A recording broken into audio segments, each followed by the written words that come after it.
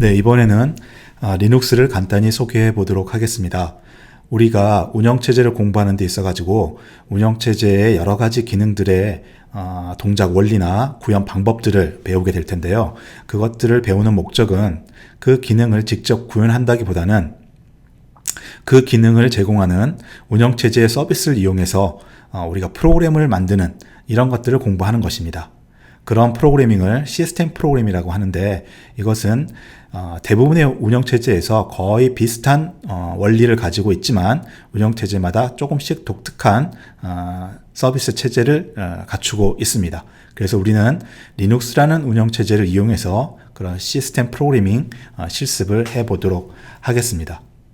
여러분이 앞으로 직접 이제 개발 작업을 하게 될 환경에 따라서 자기의 주 종목 운영체제가 조금씩은 달라지겠지만, 리눅스는 현재 오픈소스 개념으로서 세상에서 가장 많이 쓰이고 있는 운영체제입니다. 그래서 설사 자기의 주 운영체제가 아니라 할지라도 리눅스를 잘 공부해 두는 것은 여러분이 소프트웨어 개발 작업에 많은 도움이 될 거라고 생각합니다. 리눅스는 유닉스라는 운영체제로부터 나왔다라고 할 수 있습니다. 초기의 컴퓨터는 사실 운영체제 없이 동작했었습니다. CPU, 메모리 등으로 이루어진 하드웨어에서 어떤 식으로든지 프로그램을 메모리 안에 적재를 하고 프로그램을 동작을 시켰던 것이죠. 그런데 컴퓨터 시스템이 조금 더 복잡해지고 사용자의 요구사항도 다양해지면서 앞서 정의에서도 얘기한 바와 같은 역할을 수행하는 운영체제가 필요하게 되었던 겁니다. 초기의 운영체제는 컴퓨터 제조사들이 각자가 자기 컴퓨터에 동작하는 운영체제를 만들어서 왔습니다. 그 중에 대표적인 게 이제 이 유닉스라는 것인데요. 유닉스는 특정 회사의 컴퓨터에서 동작하는 것이 아니라 일반적인 컴퓨터들에서 널리 쓸 수 있는 범용의 멀티태스킹 운영체제였었습니다. 이것은 1969년, 70년 이 무렵 벨 연구소에서 처음 만들었던 것이죠. 그리고 이건 C 언어로 구현되어 있고, 그래서 C 언어가 컴퓨터 시스템의 로우 레벨을 조작하는 언어로서 대표적인 언어가 된 것입니다. 그런데 현재는 사실 우리가 지금 사용하고 있는 리눅스 혹은 윈도우즈 또는 맥 등의 이런 상용 운영체제가 주로 사용되고 있고, 유닉스는 교육이나 연구 용도로만 사용되고 있는 상황입니다. 이렇게 유닉스에서 나온 리눅스의 가장 근본적인 정신은 오픈소스라는 것입니다. 이 오픈소스 정신을 이어받아서 1990년, 91년에 헬싱키 대학에 있는 리누스 토발즈, 아주 유명한 사람이죠. 현재도 리눅스를 이끌고 있는 넘버원 개발자가 되겠습니다. 가 개발을 한 게 바로 리눅스입니다. 학교에서 유닉스의 일종인 미닉스로 운영체제의 구현 원리나 어떤 확장 등을 공부하던 중에 여기에 좀 한계가 있다라고 생각하고 본인이 OS 커널을 만들게 된 것입니다. 아주 훌륭한 사람이죠. 그리고 여기 아래에 있는 마크가 바로 이제 리눅스의 대표적인 펭귄 마크가 되는 거고요. 이 얼굴이 리누스 토발즈라고 합니다.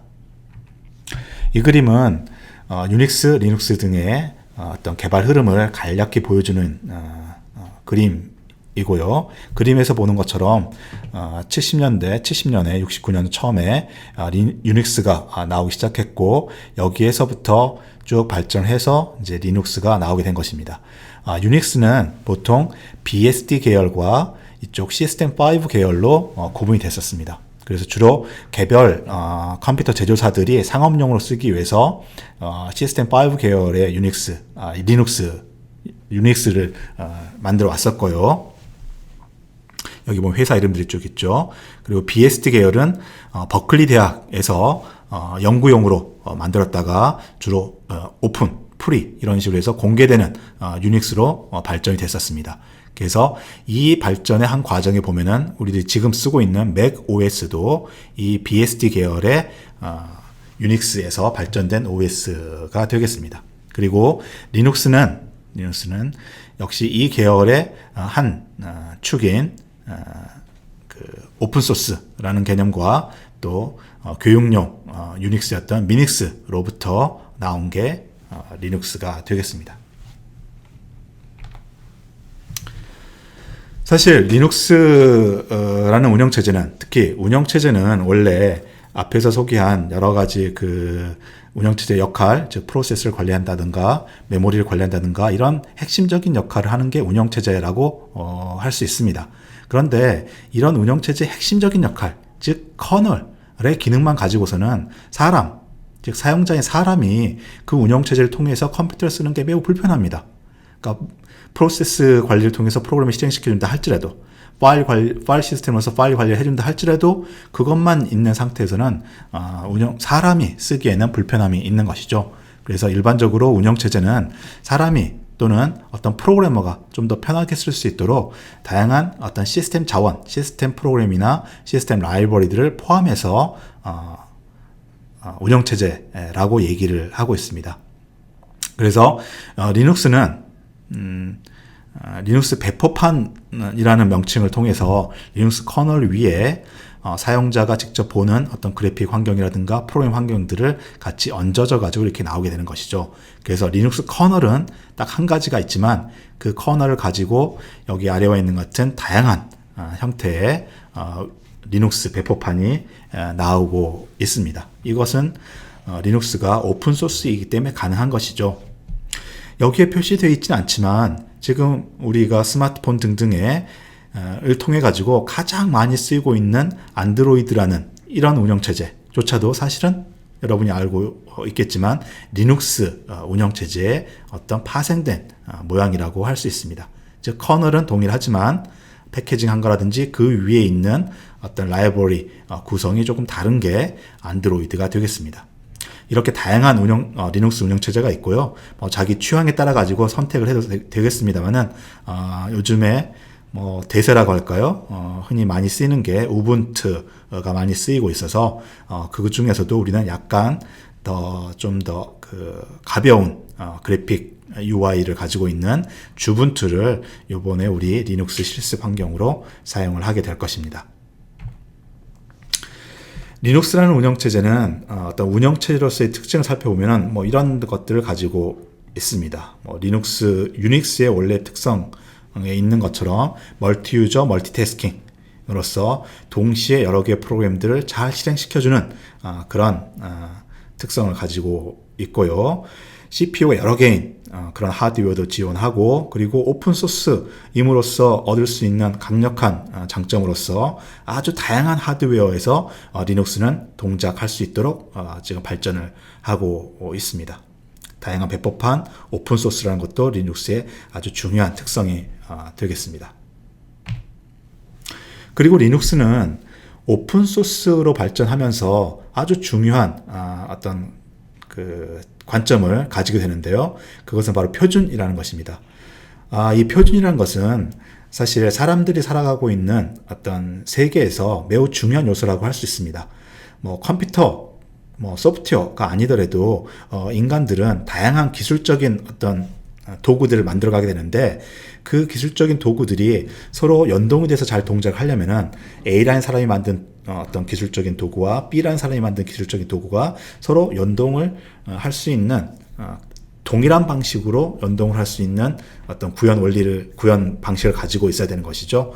그래서 그것들을 맞춰주는 것이 바로 표준이라는 것입니다. 특히나 리눅스는 오픈소스로서 많은 개발자들이 참여해가지고서 만들어가고 있는 것이기 때문에 이 표준이라는 것을 따르지 않고 만들게 되면은 같은 리눅스이지만 A라는 리눅스에서 만든 프로그램이 B라는 리눅스에서는 동작을 하지 않는 이런 문제들이 발생할 수 있습니다.